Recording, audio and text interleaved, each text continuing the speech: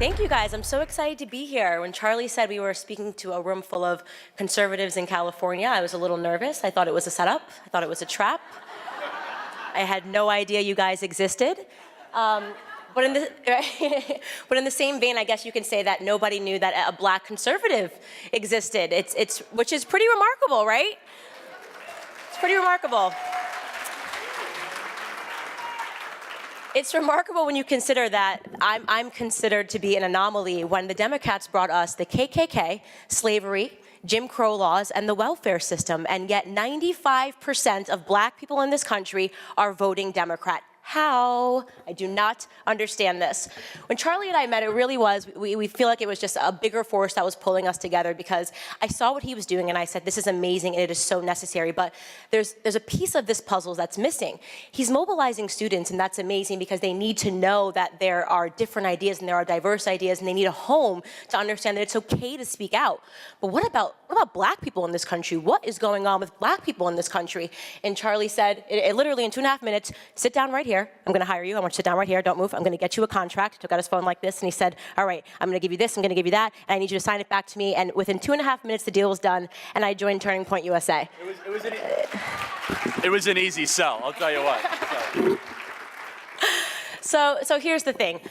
Black people in this country, we're not ignorant. As much as you think it is that we are just blindly following Democratic leaders, what's really happened is a mass system of propaganda.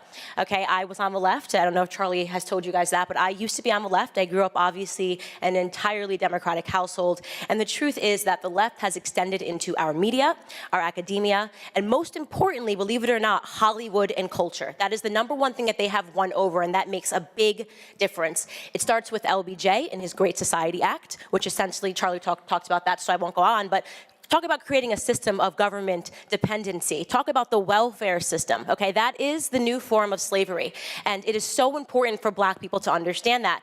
I grew up in an impoverished home. My mother is still on welfare. My entire family is on welfare, and they don't understand why welfare is fundamentally wrong and why it enslaves them and never allows black people to get to the next step.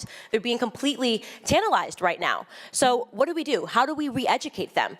When LBJ understood, all he had to do was break down the black family, okay? That is the #1 thing that you have to do if you want to control anybody, is to break down the fundamental family structure, and then everything else becomes a free-for-all. When he started incentivizing women, okay, if you guys don't know this, the single motherhood rate in black community has gone from 20% in the 1960s to 71% today. Black people are doing worse today than they were 60 years ago. And there's no chance you can find me a single person that will tell you that America is a more racist country today than it was back then. So what happened? Government dependence is what happened. Black people lost their self-confidence. That is what we are seeing happening on student campuses, okay? They're fundamentally telling people that the government is God, okay? The government is now your God. Don't worry about your family. Don't believe in structure, right? They don't want you to believe in God or anything else. They want you to believe in the government, and that is what we are up against. But that's the bad news, okay? The good news is that 95% of black people are voting Democrat. In business, that's great. That means 95% of people don't have our product, okay? So Charlie and I are so optimistic, okay? When we go, it's true, right? It's a great thing. So we are so optimistic. So what I tell Charlie is, I grew up in these households. It's not that they're willfully ignorant. We have never been presented with a different form of ideas. In the same way on college campuses, they said it couldn't be done, and then Charlie Kirk did it, right? And all that was happening was they had never been presented with a different set of ideas. No one ever got up there and said, big gov sucks, right? And they said, oh, I've never seen that idea. And they said, actually, that kind of makes sense. Big gov does kind of suck, you know? Capitalism is great. These very easy ideas have never been sold to them. So what I'm telling to the black community is, you actually don't need to depend on anybody but yourselves, right? You can do it without the government. You do not need to listen to Jay-Z and Beyonce. They are not the great philosophers of our time, right? And she makes good music. She makes good music. I like her single ladies hit, okay?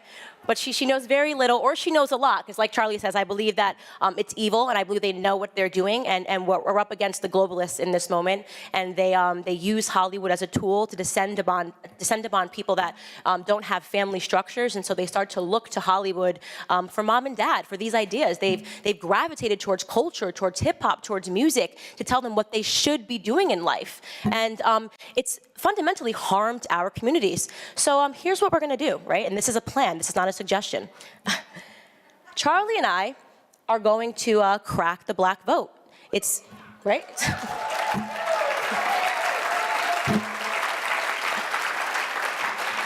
We're going to give the black community new leaders, which is what they have been desperate for. You have no idea, okay? I've seen it happening in my inbox. We started from a place where, you know, when I first made a couple of videos, I was getting, you're a coon, you're an Uncle Tom, which Uncle Tom is great because the thing is, none of them read the book. Nobody knows that in that novel, Uncle Tom was the hero, right? That's the thing, the left does not read, okay, whatsoever. So I'm like, Uncle Tom, okay, I'll take it. But what we're seeing now is it's changed and it's shifted, and the focus now in my inbox is, you're right? Why are we subscribing to the same thing that our parents subscribe to when they're all impoverished? Why would I do what my mother did when my mother is on welfare? That doesn't make sense. Why don't I, and I think that there was a great guy who said this, I don't know, maybe I'm wrong, but he said, what do you have to lose? What do you have to lose, folks? Right? What do you have to lose, right? And the answer is the black community has absolutely nothing to lose and everything to gain by trying something different. I am that something different that they're going to try, okay? I see this as a dominoes game. There are a bunch of dominoes on the table, and I'm just gonna knock that first one over. And then we're gonna see what happens. It's going to be a movement, because the easiest sell to somebody is, I believe in you, you can do it. You're not a loser, you do not need the government, you do not need handouts. All you need is yourself and your self-confidence, and that is what we are selling every single day.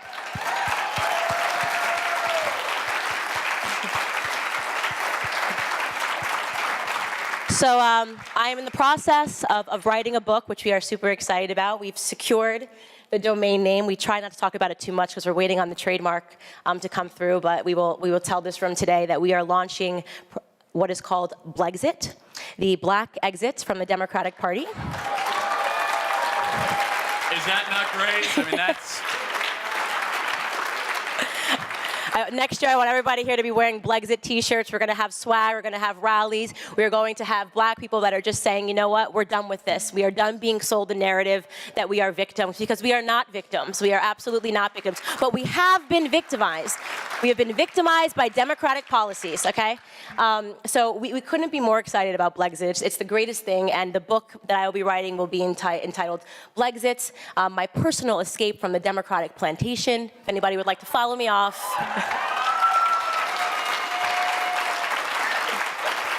And look, I do a lot of speaking on college campuses, and the number one thing I hear is, Charlie, you're a cisgender, white, Christian, privileged male. You can't possibly be talking to us. Yeah, cisgender is the new one all of a sudden, since like cisgender versus non-cisgender is somehow privileged. And so I'll say a sentence saying, socialism is the biggest killer of humanity the last 100 years, and they say that to me.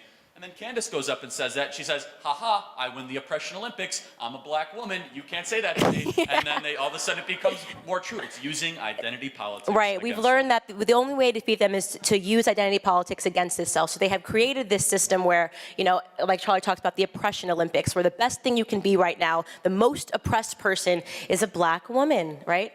So there you go.